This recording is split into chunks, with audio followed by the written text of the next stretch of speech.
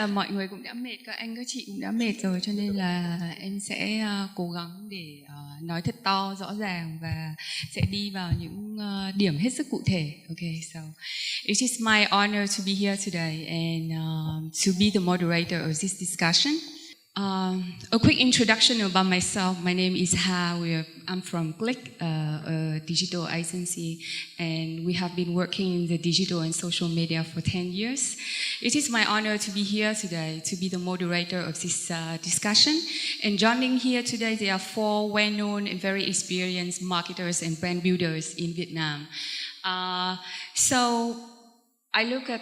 I listened to your presentations. There are a lot of interesting points and a lot of interesting indications that I can learn from your case. And I believe that a lot of people also have a very burning questions, how to win on social media. The bottom line of all conference, all the trainings, all the presentation will come down to what's going to be the tips for the marketers and brand builders to be successful on social media. Actually, before starting the questions, I would like to raise a fact that, a few weeks ago on Edwick magazine, there's a statement, and I very much agree with that. They said, we are living in the golden age of user experience. So all the effort of brand now is very much focusing on simplicity, efficiency, and fast speed. So the digital and social media really place the power in the hands of the customers. Now they have the full control of what they want to see, what kind of the content that they want to engage with, what the products that they want to use. According to your opinion, because we know that there are a lot of brands and a lot of marketers here, they come from the FMCG, coming from the service, coming from a different industries, how to keep the customers and how to keep the audience to stay with them on social media. Because right now, everyone is offered with something new. Every day there's a new content platform. Every day there's a new technology. Every minute there's a new content formats. And people jumping from this brand to another brand, this conversation to another conversation, this brand page to another brand page. So the first question would be, what going to be the key factors and how we can keep our customers and our audience to stay with the brand on social media, according to your experience? So we're starting first with Hùng. Do you want to start first? Thanks for a very interesting question. Actually, from our brand side, we think that the very first one that we have to stay authentic to what we stand for. I think that we have to make our proposition very clear and very inspiring and very relevant to our consumer. That's the first thing we have to do. And the second thing that we have to search for the passion point with the consumer. We have to tell our brand story in the consumer life.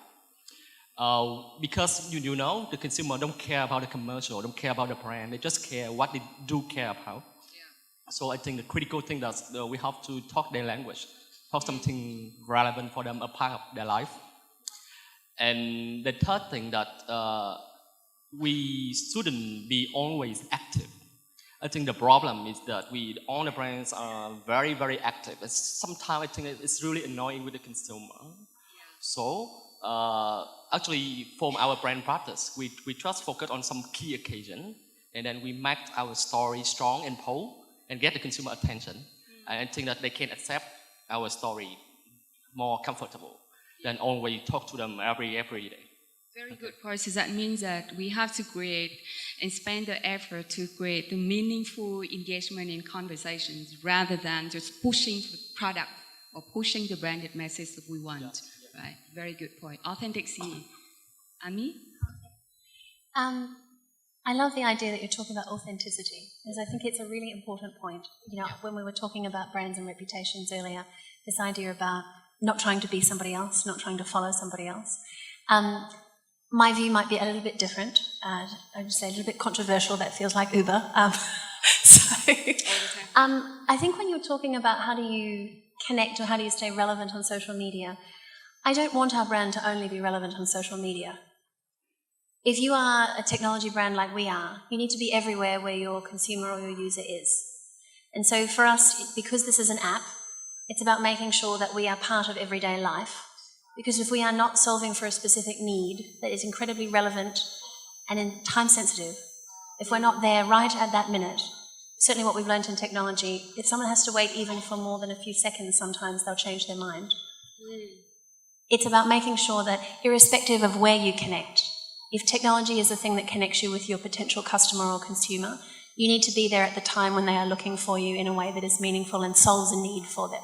So I think you're right when it comes to authenticity and the message and the process about how you choose the way that you connect. But for us, I think it's not just about social media. I think most brands will have a presence on multiple social channels. But if it's just about noise, I'm not sure that you really will stay connected with people. I think that's your point. There's so much noise that's out there. So I think it has to be more than just the thing that you say on that channel. How you engage with the community, you also have to back it up by being there when they need you. And that ultimately is going to come back to the product and the service. I see. So relevant content at the right time, at the right context, right? This is what your point. Anh Ngọc Anh. I think you came up with a very interesting question, but I want to look at this from a different perspective. To me, I think social media is always about channel, and the key thing is to engage with consumer is come back to the new concept. I would say is the brand share. So you have to be very transparent. You have to understand consumer properly in terms of motivation, in terms of aspiration, in terms of their concern. And at the end of the day, I would say that the proper way of doing that, you need to actually understand what is the share value between consumer and brand. Because if you're not able to understand the core value between what are the things is in common between the brand and also the consumer, and understand the expectation, I think it would be very difficult for us to actually keep engaging with them. And to me, like you said, social media is just a channel, and it's depends on how you use a channel to be able to engage with consumer. That's my point. For me, I think I echo a lot of what they say. If you start to think about the big brands like Apple, Amazon, Google, Facebook, like I don't think they started out the company thinking, how am I going to create a great brand? A lot of them start out the company thinking, what is this product that I'm going to create that's going to be really relevant and solve real world problems? And if I remain true to the fact that I'm solving real world problems, the brand will follow the product. It's the same case when you talk about iPhone, right? When Steve Jobs created the iPhone, I don't think he invested a lot in marketing. The product just markets itself. You walk into an Apple store, the product just sells itself, So yeah, I think it's about creating a product that really solves people's lives and problems. Yeah, the product is still the king, right? It is your point, your presentation in BT's case. It leads me to another interesting question. You know that technology really enables the faster experience. So users now growing impatient, and they shift their preference from who does it best to who does it best now. So it is very important for the brand to act really fast in the digital era. And it is very important for someone, if you want to win in digital and want to raise a loyal base of your customer on digital or on social media, you have to act very fast. So any advice for the brands and for the marketers here to act fast in the digital era?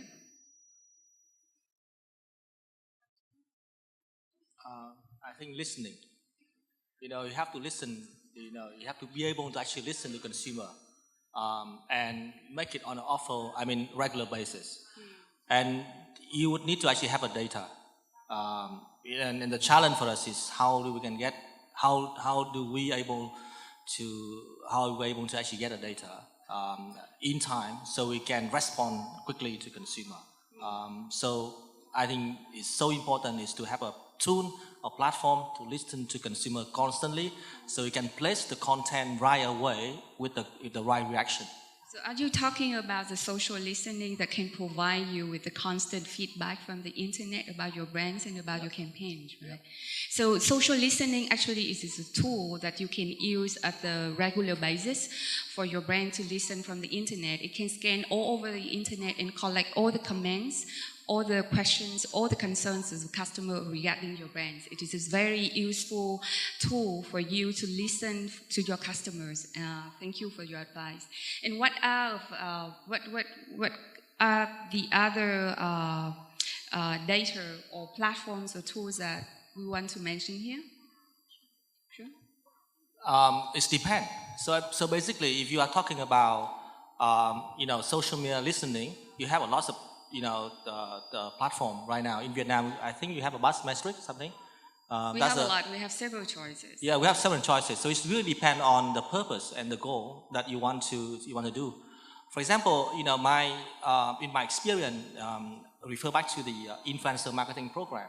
A lot of companies are trying to do it, and there's a process. Firstly, you have to map the influencer, but mapping is not enough because you have to be able to understand, listen to them, so you understand, what type of influencer share the same value with you.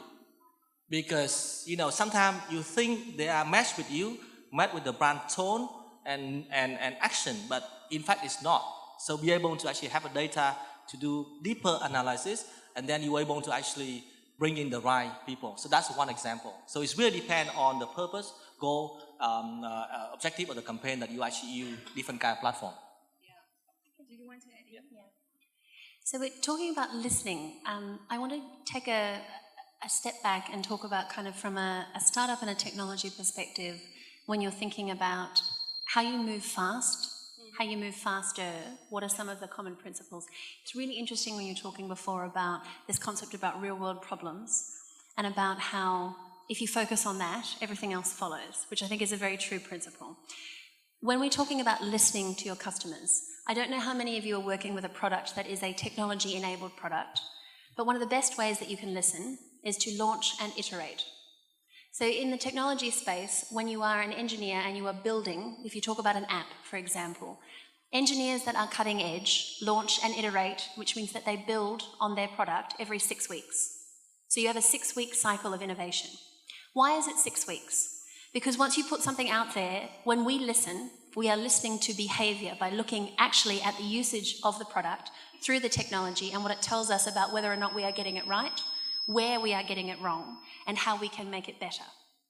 Launching and iterating is one of the ways that you move faster because you know you do not have all of the answers. But if you are paying attention to what we call the feedback loop, the iterative loop, then you actually have this incredible gift. Because if users use the product, they teach you every single time about what works and what doesn't. And when users are incredibly direct, when they say, this is horrible, I hate this part of this, can you fix this thing? It's a gift for an engineer because it allows you to infinitely improve the experience when you're talking about the user experience. So the other thing I would say beyond kind of getting out there, getting people exposed to your product, letting them use it and learning from how they use it. There's another principle that I love that's very Silicon Valley startup. And the more that I talk to people in Vietnam, I think there's people here that do embrace this idea. If you're going to try and do something fast, get comfortable with the idea of failing. And if you're going to fail, guess what? Fail fast too, and learn, and then do it better the next time. If you are comfortable with the idea of failing, you'll actually do amazing things because there are no successful entrepreneurs that are only success stories. So getting comfortable, embracing that idea, you can try things and they won't all work, but you will learn from them and you will be infinitely better as a result of it. That, to me, 2 of the reasons why you can be fast and be better. Very good point, very good point. Just want to add another back tip in response to the question of Ms. Ho Chi Ha. Actually, with our brand situation like in BTS, we don't have a lot of budgets, a lot of resources for the listening, monitoring for all the situation. I think in our team situation is we will like a lot of company here.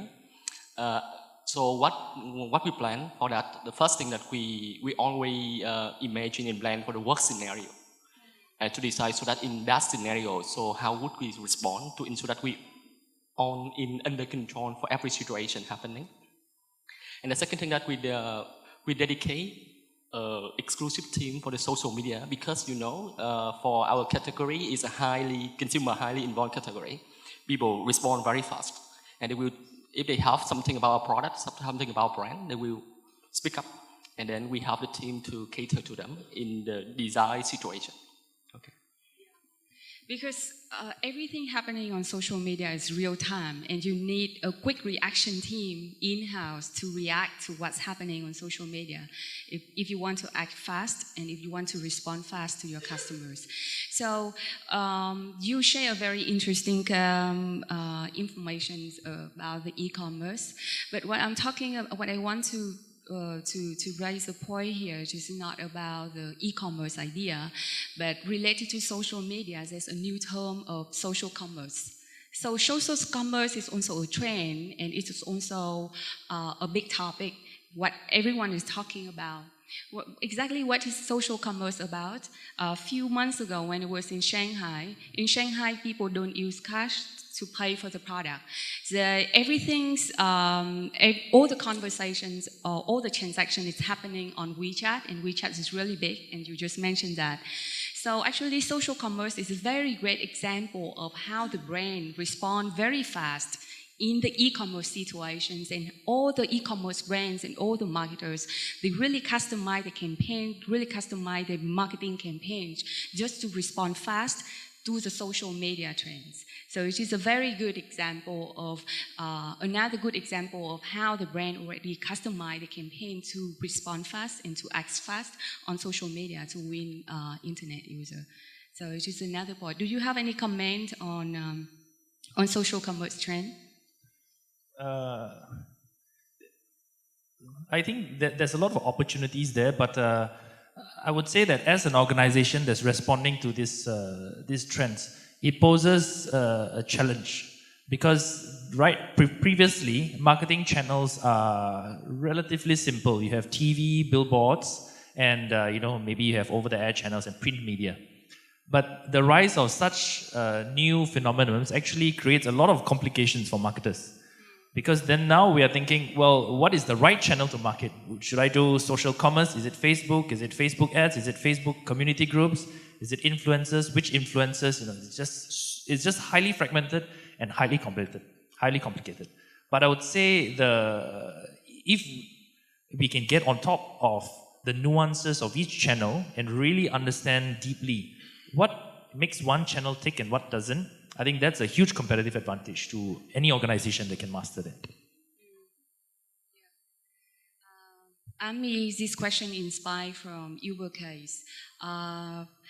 Digital ad lists such as Uber, Facebook, Airbnb really creating a very innovative business models that giving the people the increased control. So now people have the increased control in terms of what they want to see, what they want to engage, what the product they want to use. But when they have more control, there's going to be either less control for the brand, or how we can control what we're going to say, what the message, what we're going to get, all the positive buzz and all the positive results for the campaigns. Do you want to share, because in your presentation you also share some slide about some point about the brand and the reputation always linked together. Hi. Okay, I guess I would start by saying I think the idea that you are ever completely in control is really not reality. I think it's something we would like to tell ourselves. I think, very bold marketing people suggest that they are completely in control of everything, and then something happens and you have to adjust because actually you aren't in control. When I think about the example that you just shared, so, Uber has a partnership in China where we have, the largest ride-sharing partner there. We have 20%. We're the largest shareholder in their business. And we don't think of that as e-commerce anymore. We think of it as m-commerce, mobile. Even just the concept of the e-commerce platforms, which previously were about web portals, have evolved to being not just about the device in your hand, but the size of the screen and the number of clicks it takes. And to be honest, if it's more than 2, it's probably too many, just as one example. When I think about how kind of, in some ways, letting go of the idea that you are in control of everything changes the way that you behave, it means it actually puts more pressure, or in some ways it forces you to step up. from a business and from a branding perspective, from a product and technology perspective, from an accountability and a transparency perspective, if you realize that actually your fate is in the hands of the people who use you, and if they don't love the service that they are receiving, they always have another choice. Even in countries, for example, where we are the only ride-sharing operator, another choice is always available to people. It just may not be a technology-enabled one. So when I think about the idea of not being in control, ultimately it's, if I do not put the absolute best thing in the hands of the people who I'm trying to influence, to your point, if they don't have the best possible product and service, if I can't figure out ways to make sure I understand what will make it even better for them than what they currently have now, I'm going to lose the love and the repeat business of that particular consumer group. So when I think about the idea of how WeChat, for example, or even Kakao, there's a number of different mobile platforms that are doing this now. We think about that as the app economy. And it's interesting, a lot of people talk about the sharing economy. I've also heard it described as the entrepreneur economy. This idea not just that you are sharing, what you already have, your existing assets, but that everybody has the opportunity to define the kind of engagement that they want to have when it comes to business transaction commerce. That's an incredibly powerful thing. When you talk about putting power in people's hands, it means that you choose. You dictate what products that you're interested in. You dictate what price you think is acceptable. You dictate what time of the day that someone has to be available to you and has to answer from a customer service perspective. You dictate whether or not a brand is going to be successful in a market, because once there is a conversation happening that is detrimental to that brand has to choose how they're going to react. So for me, when I think about this, if you embrace the idea that you aren't entirely in control, and that forces you to be inherently better daily, every day, you have to show up and you have to get better at these things, I think it forces the kind of innovation that actually does make lives better. I think it's certainly the thing that keeps us on our toes, and I think, the example before about something like Steve Jobs and Apple creating the iPhone. And I use this as an example a lot when I talk to people, as a lot of people describe Uber as a disruptive technology. And I want to make a distinction here. I think there's a difference between disruptive when you think about it as destructive, destroying something, versus creative, adding something, creating some kind of value or some improvement. If I think about something like the iPod, which most of you, I assume, have used before and have used in its many different iterations since it was launched, no one at the time was saying, I would like a tiny device that has hundreds, if not thousands, of songs in my pocket, because they didn't know what to ask for. And if Apple had waited until they had all of the licensing agreements with the music industry, it would have never launched. Now, did they believe that they would fundamentally change the way that the industry operates, how it commercializes content for music, and how consumers consume music and the kind of price point that is deemed acceptable? They absolutely believed it, and they went ahead and did it. So it is a constant effort of the brand and marketers to act fast and to know the clients, to know the customer better, and also to impress them everywhere. So that means that to create a seamless, consistent experience that can have the positive impact on their behavior, right? So if you have any,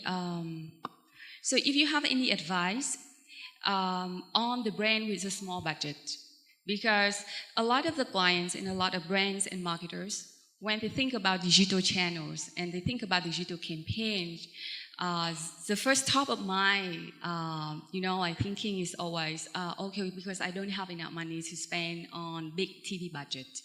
And is it true or not?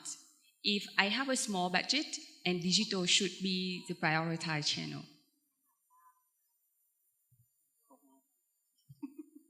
Because I believe that a lot of people here have the same questions as well. Well, for Shopee, that was definitely the case. So we went online and we leveraged all the free channels. And sometimes there are a lot of startups that also help. And so I guess if you don't have enough budget, make sure your product is relevant. It really solves, real problems, and leverage all the free channels available, and you'll see things take off, hopefully. I have been often asked this question by lots of people, and I think in my point of view, if I think it's good marketeer or good brand manager is who's doesn't have much money, because I think money is always limited. I mean the resource is limited. So I think first, back to the question, I think the priority If you want to do something, I still prefer to actually do on social media. Why? Because it can be measurable. And actually, you don't have to spend so much money on social media. Second point is about creativity. Because you have to be more creative if you don't have money. That's for sure. Question is how you're going to do it. It depends on each organization. And the third point I would say is about you have to come up with something meaningful, a platform. Just like the thing I really like about the British campaign is about they have been able to actually figure out an angle that resonates with consumer. So it has to be something, just to be able to convince or to persuade consumer, something meaningful, something that been discussed a lot in the society, something everybody care about it. So you have to be part of that, because if not able to be part of that, it's so hard for you to convince people around you. So I think be creative, create a value, really a value, and of course prioritize digital, because you can measure the money that you have spent.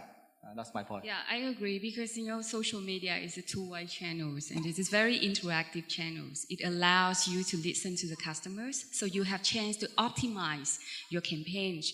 If your campaign haven't run well, you know what to be fixed. Right? Also, it is very important when we talk about budget, because now when we talk about budget, it always goes to the KPIs. Right. So what should be the KPIs that we expected? Because on TV and on traditional channels, the KPIs are already familiar. It hasn't changed for maybe like 100 years. Yeah, sorry, I over-dramatize a bit. However, with the digital, the KPI change constantly. And now with the birth and the word of mouth becomes the top or significant KPIs that all the brands, they aim at. So social media, the answer for the brand who now considering social media, whether or not within a very tight budget, social media is really highly recommended channel. Home, do you want to add in any point? I see your eyes like lighten up. Yeah, because so far the question is very difficult, very challenging. Actually, I have a friend who is the founder of Brands Vietnam, and I sometimes talk to him that what if we have some kind of industry media to pick out the typical campaigns, the typical cases. We can show to the market the benchmark, the benchmark KPI with some relevant budget like ABC, then we have the relevant KPI ABC. Of course, we know that we have to optimize, but we need a benchmark. I think that will be the top of some local industry media that they can enter and so give a better, a clearer picture to all the marketers. So if every brand take the BT's case as a benchmark, there's going to be a really big challenge for other brands as well, right? To keep up. Yeah, actually, I talked to a lot of my friends that the campaign was a big luck, and you shouldn't treat it as benchmark KPI. Yeah, it's very tough to get that. So now I see we have a lot of questions here, and now before moving to the questions from the audience, you all have the questions, Anh, Amy, and Hùng, and Pai. You have a lot of questions here. But before moving to the question, we would like to talk maybe a few minutes about the trends, because now we start talking about what's going to be the trends in 2018 that rule the digital practice. Each of you, can you name the top key trends that you think the most important for the marketers and brand builders they should know for next year? Well, in my view, I think the rise of this, I think a lot of people, what they coin it as digital 4.0, which is the rise of digital technologies and how it pervades across all industries. I think this will continue to go, will continue to be very significant. This will also create a lot of new jobs and new talents for people. So I would say for young people that are looking for exciting opportunities in the field of data science, reading and analyzing data, I think there are a lot of opportunities there for people, not only for marketers, but also employment opportunities. I think that's actually a good sign. So you mentioned about a trend, right? Social media trend. Yeah, the trend, the digital trends. There's a couple of trends I would think that sooner to be affected in this market. I think just 3 trends that I just mentioned is about immersive content.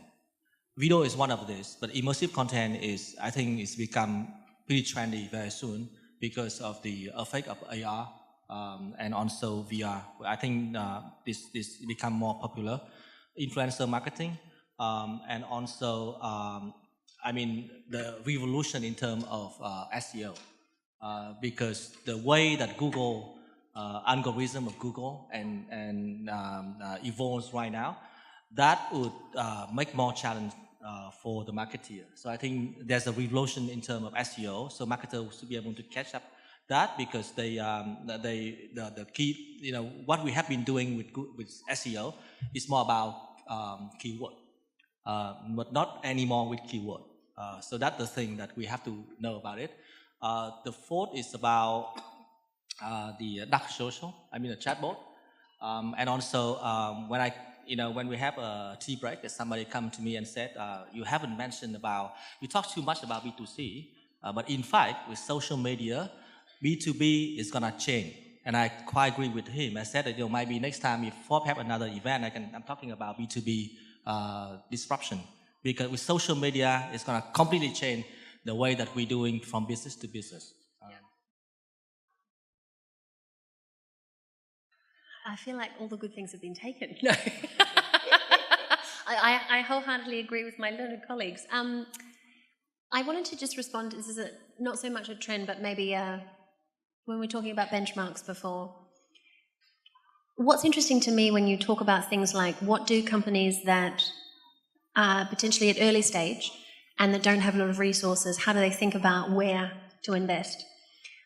I don't know if this surprises people in the room, but when I think about the time that I worked at Google, for the first 7 years of Google's business, they didn't spend a cent on marketing, not a single dollar. They didn't have marketing professionals. They didn't have a marketing department.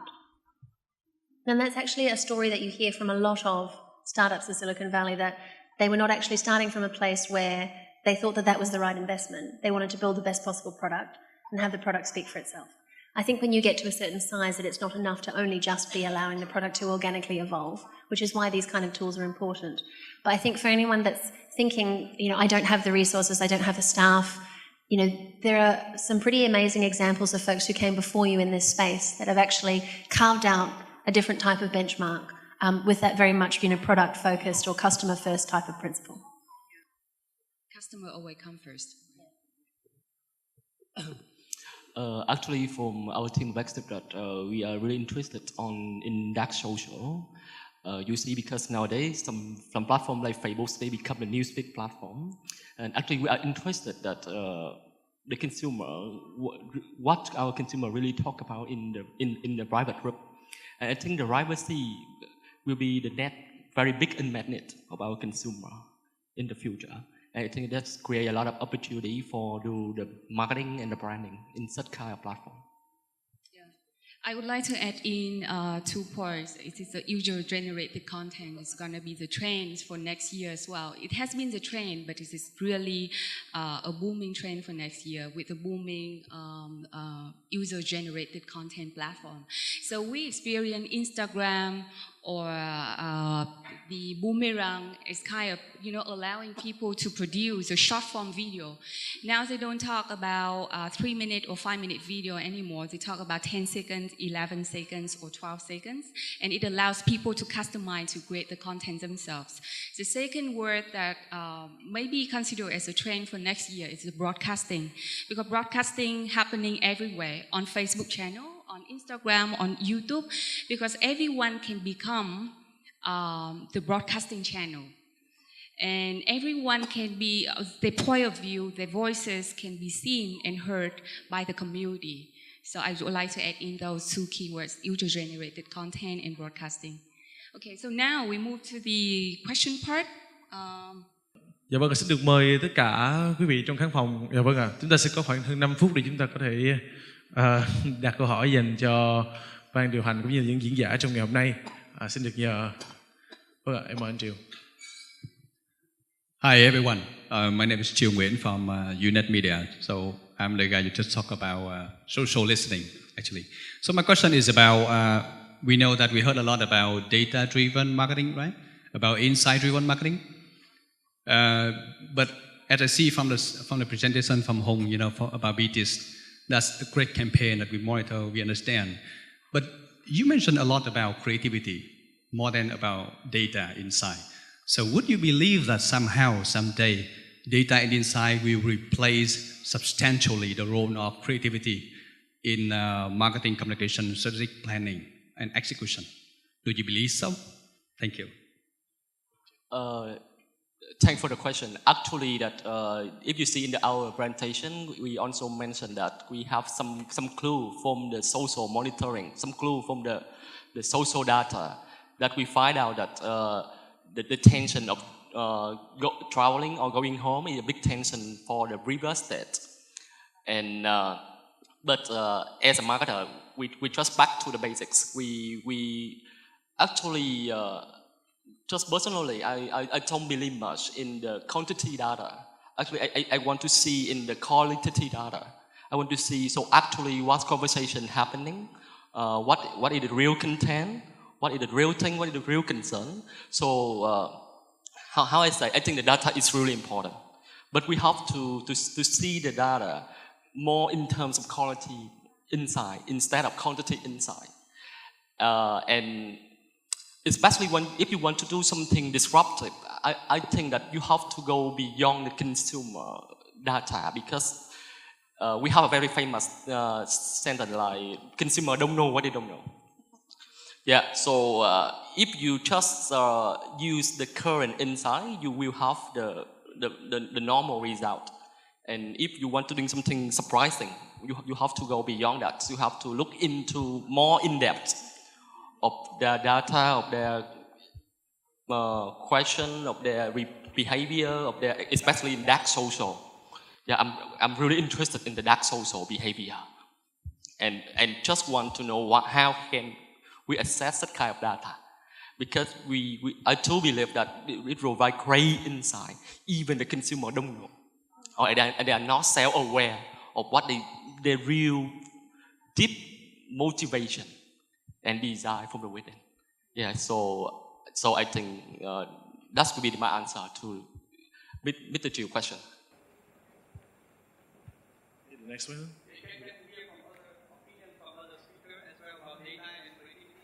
About data and creativity. Okay. I think you asked the right question, because I think that data and creativity is quite relevant. I think it's so important that you cannot be creative because creative for something, because you need to have a data to actually understand more consumer, and we are trying to be creative just to meet the demand of a consumer. So data and creativity, I think, cannot separable.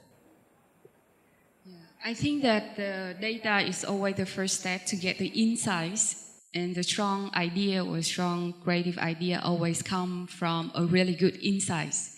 So to be able to have a good creative idea, we need to have a strong insights, and strong insights always start with data, and data is very important. Yeah, we talk a lot about being data-driven, and I think that that's this concept that you are anchored in the data. It keeps you honest.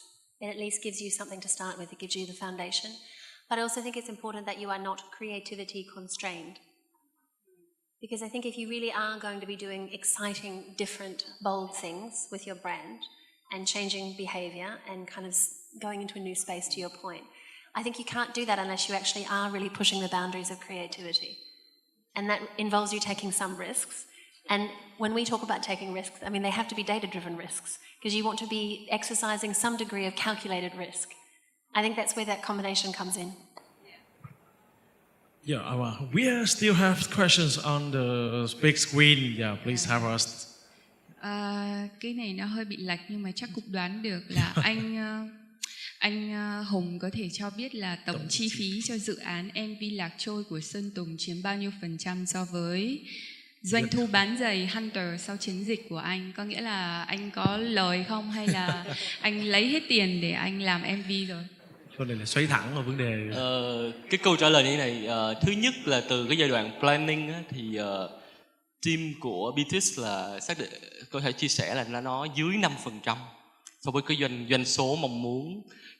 Nhưng mà mọi người cũng biết cái bài presentation nãy chia sẻ rồi đó, có nghĩa là doanh số cấp 3 nó rớt xuống còn có khoảng 1 chấm mấy thôi. Và đặc biệt là cũng share mọi người là cái sản phẩm nó bán không chỉ ở tháng 1 thôi, mà nó còn kéo đến tháng 6 nữa. Nên bây giờ nên cái investment nó trở nên rất là nhỏ so với cái impact mà đem lại. So we have a question for anh Ngọc Anh. So you just said that Instagram is a new trend for all the marketers after Facebook. So can you please explain more about that? Did you say that? Có trong cái bài trình bày của tôi thì tôi có chia sẻ là cái mạng Facebook vẫn là dominant ở Việt Nam. Tuy nhiên mà Instagram thì số lượng người sử dụng càng ngày càng tăng ở Việt Nam. Và đối với các chương trình mà đối với các cái influencer thì họ vẫn theo nghiên cứu của Hiệp hội Quảng cáo Mỹ thì họ vẫn cho rằng là Instagram là một cái nền tảng rất là tốt để mà chia sẻ về đối với người tiêu dùng, và đồng thời họ cảm thấy là riêng tư hơn so với Facebook. Ở Việt Nam thì tôi đã thấy rất nhiều các cái người nổi tiếng có mặt trên Instagram, phần lớn tất cả các người nổi tiếng đều có mặt trên Instagram. Và tất nhiên là khi mình sử dụng cái ảnh hưởng của họ thì mình phải có mặt ở đó, tất cả các thương hiệu đều có mặt ở đó. Thì đây là ví dụ riêng của chúng tôi thôi, tức là khi chúng tôi làm về ngành thực phẩm, tức là F&B á, thì lúc đầu tôi nghĩ rằng là có lẽ không cần phải có mặt trên Instagram, nhưng mà thực ra chúng tôi nhầm, bởi vì là tất cả những consumer mà trong cái đối tượng mà ăn uống theo cái nhu cầu mới chẳng hạn, hay là về thời trang chẳng hạn, thì họ đều quan tâm. Và nếu như mình có tạo ra hình ảnh đẹp, những cái portfolio rất đẹp về sản phẩm thì chắc chắn là thu hút rất nhiều. Và tôi có biết một trường hợp mà một bạn nữ làm một cái thương hiệu rất là tốt, và bạn ấy chỉ dùng Instagram để mà marketing sản phẩm. Và bạn làm rất là tốt, chỉ dùng Instagram để marketing sản phẩm, nhưng mà phải làm đẹp và sáng tạo. Rất là cho Hùng add on cái câu trả lời của anh Ngọc Anh, bởi vì ngành hàng của tụi Hùng thì có cái insight relevant. Tại vì cũng share mọi người là Instagram mặc dù bây giờ cái consumer base á, họ vẫn còn rất là nhỏ với Facebook, nhưng mà hiện giờ nó là cái platform rất là relevant với những cái ngành hàng về lifestyle.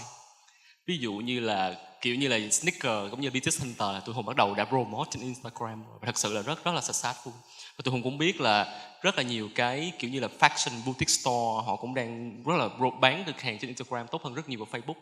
Thì cái sharing của Hùng là Instagram nó cũng là một cái good platform, nhưng mà chắc là nó sẽ relevant với những ngành hàng mà lifestyle hơn. Đúng. Mình đi đến câu hỏi tiếp theo nhé. Câu hỏi tiếp theo, tôi là chủ một công ty startup về lĩnh vực nhà hàng. Xin cho biết làm sao tôi có thể đo lường được mối quan hệ giữa chi phí dành cho quảng cáo trên mạng xã hội mà tôi bỏ ra với doanh thu bán hàng như thế nào, nhất là khi tôi đang trong giai đoạn lập kế hoạch cho phòng brand marketing. So the question is about he is the startup in the restaurant business and he wants to see and he wants to get the advice from the percentage between the budget for social media. How much is gonna take, the percentage between the budget for social media and the revenue that he can make. Do you have any advice for that? So it is a question of you, right? Or someone from your team asking that question. Cái câu hỏi này rất là thú vị. Thứ nhất ấy, là mình là startup ấy, thì cái chuyện tiêu tiền chắc là phải rất kỹ rồi.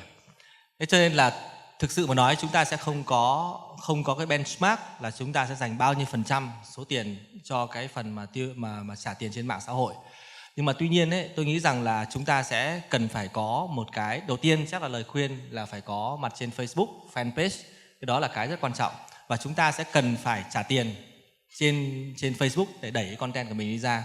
Nhưng mà có một cái chi tiết mà tôi nghĩ rất là lưu ý, và cái này cũng là kinh nghiệm thực tế. Tức là gì, là cái việc anh trả tiền trên Facebook, đây là câu chuyện của startup, chúng ta không build brand lâu dài. Tất cả những startup đều quan tâm đến chuyện là có bao nhiêu khách hàng đến cửa hàng, tức là customer acquisition ngay lập tức. Thì đây sẽ là một trong những cái yếu tố chúng ta rất là cần cân nhắc, bởi vì là chúng ta trả tiền để trên Facebook để mà làm cái thương hiệu chúng ta lâu dài, nhưng mà chúng ta phải sống trước khi mà chúng ta có thương hiệu tồn tại, thì chúng ta cũng phải cân nhắc giữa việc là trả tiền trên Facebook và làm thế nào để mà đưa khách hàng tới cửa hiệu để mà dùng dịch vụ chúng ta ngay. Thì đấy là cái chia sẻ. Và tỷ lệ chính xác là bao nhiêu thì bạn có thể gặp anh Ngọc Anh sau cái buổi ngày hôm nay. Không có tỷ lệ chính xác. Okay, So we run out of time. Actually, we have more questions coming up on the screen, but maybe we're gonna get the questions, and you can all email us. And because you have the email address, I see your hands raising, but unfortunately, the question and answer panel, we run out of time. So now, to give the summary of what we have been discussing about, and we hope that we can answer your questions of all the brands and marketers today. How to win on social media. So first of all, to act fast, to know your customer better, and also to be ready to impress them everywhere, to wow them everywhere. That is very much sum up of our discussion. You can use data, you can use technology, you can have a quick reaction team in-house to be ready for that. So thank you very much for your time. Thank you for sharing a lot of useful and informative, very useful information. There are a lot of indications for the marketers and brands today, I hope. And I hope that for the next session, if we have longer time, maybe like 2 hours, we can, tackle more questions. Okay, so thank you everyone. Và xin được cảm ơn chị Hải Hà đã điều phối viên chương trình, và xin được cảm ơn các vị diễn giả rất nhiều, và xin được mời quý vị sẵn án lại để chụp hình lưu niệm. Thank you, Sammy. Và xin được mời bà Chu Thị Thu Hằng, tổng biên tập báo văn hóa ấn phẩm Forbes Việt Nam, lên sân khấu để trao tặng hoa dành cho điều hành của phiên panel lớn của chúng ta ngày hôm nay, đó là chị Nguyễn Thị Hải Hà, giám đốc điều hành và đồng sáng lập của Click Media. Một lần nữa xin được cảm ơn sự chia sẻ của tất cả 4 vị diễn giả ngày hôm nay, cũng như là phần điều hành phiên thảo luận lớn của chị Nguyễn Thị Hải Hà. Thưa quý vị, và Forbes Talk tháng 8 với chủ đề xây dựng thương hiệu trong thời đại truyền thông và xã hội. Xin được cảm ơn rất nhiều sự hỗ trợ của các đơn vị. Xin được cảm ơn Camuda Land, Madulife Việt Nam, Cotecom, Shopee Việt Nam, Brands Việt Nam, câu lạc bộ 2030, Golden Focus Media và VITV. Một lần nữa xin được cảm ơn tất cả quý vị khách quý đã cùng tham dự vào Forbes Talk Việt Nam ngày hôm nay với chủ đề những câu chuyện thương hiệu vào tháng 8 2017. Cảm ơn quý vị rất nhiều.